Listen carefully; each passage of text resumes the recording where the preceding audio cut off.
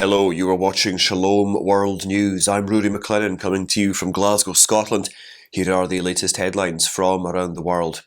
All preparations have been made in Mongolia to welcome Pope Francis, who will undertake his 43rd Apostolic Journey to the Asian nation from August 31st to September the 4th. As head of Vatican City State, the Pontiff will meet with the President of the Republic, members of civil society, and the diplomatic corps on Saturday. On the same day, the Holy Father will also interact with the bishop, priests, religious seminarians, and pastoral workers in the Cathedral of Saints Peter and Paul in Ulaanbaatar.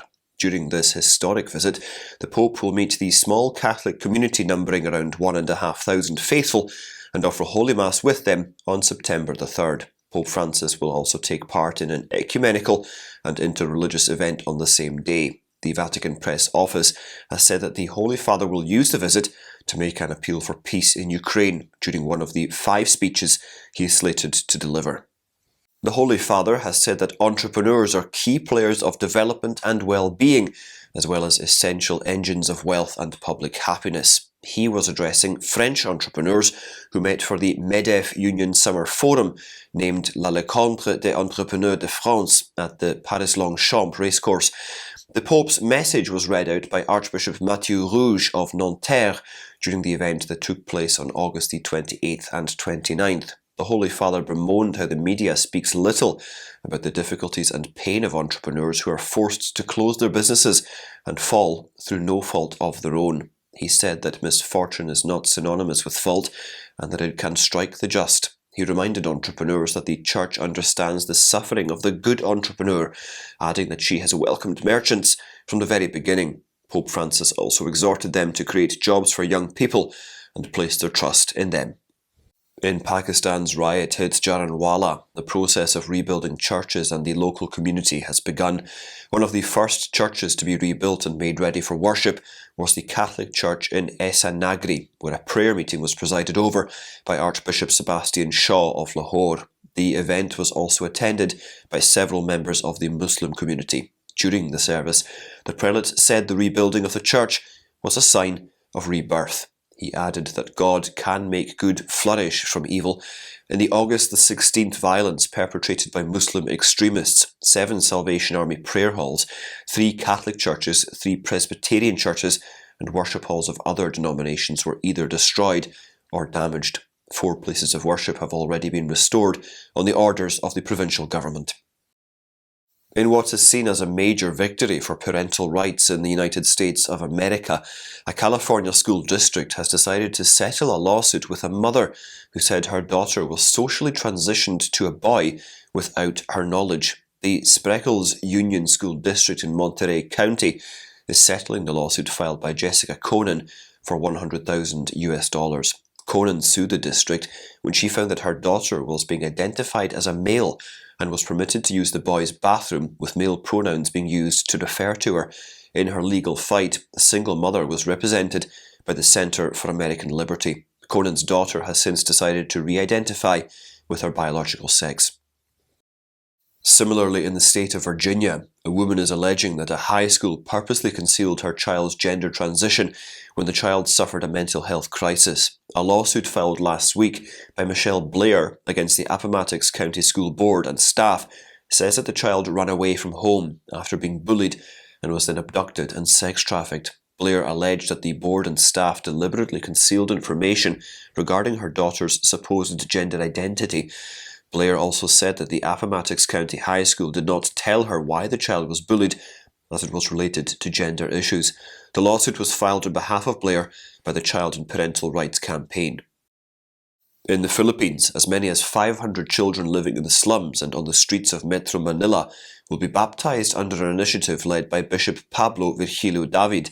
The baptisms will take place on the 6th of September under the auspices of the Tulay Ang Kabataan Foundation, which aims to bring the sacraments to slum dwellers. The baptisms will be performed by the bishop, along with Father Mathieu Daucher, who is the executive director of the foundation, and 10 other priests. According to Father Daucher, families on the streets and slums can go without the sacraments for long periods, as they believe there is a fee to receive them.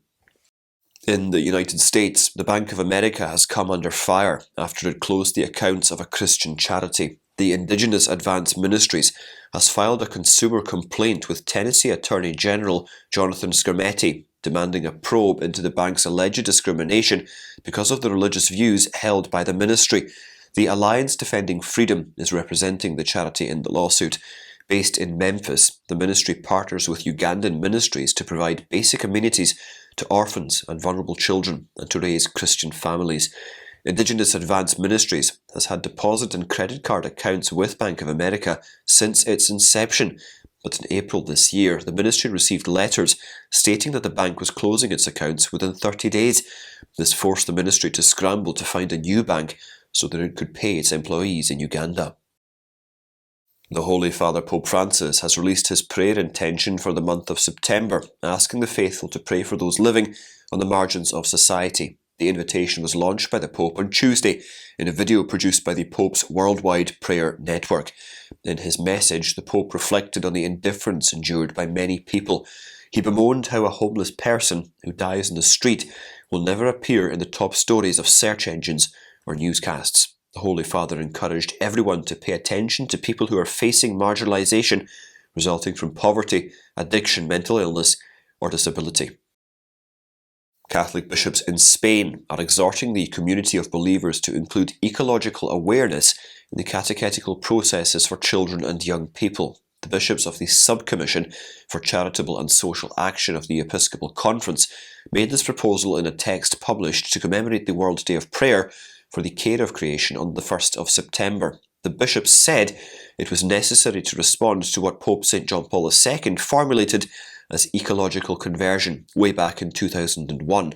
They also denounced the practices that attack and pervert these sacred bonds of people with the planet by citing migration due to climate reasons.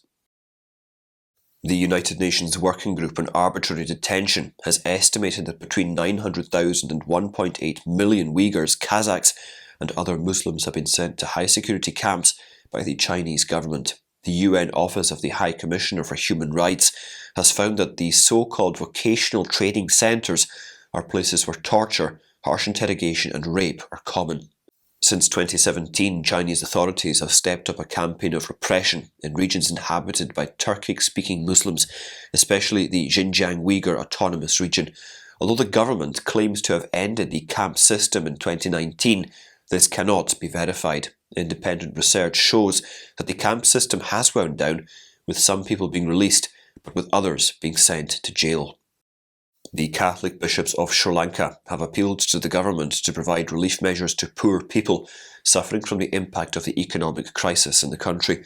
In a statement, the bishops expressed anguish over the socio-economic and political situation in the island nation. The prelates expressed how parents are finding it difficult to provide food for their children, and many families are forced to have just one meal a day.